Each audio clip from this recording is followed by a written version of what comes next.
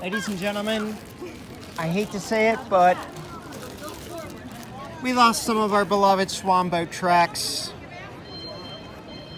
You can see there they filled in the concrete.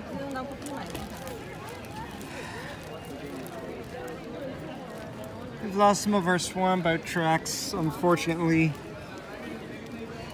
It looks like there's still some metal there, but that's probably all that remains of it. There may still be some over by,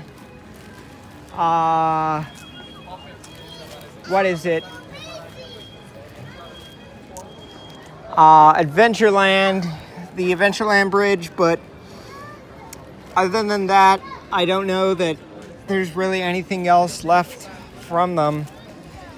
They're probably gone.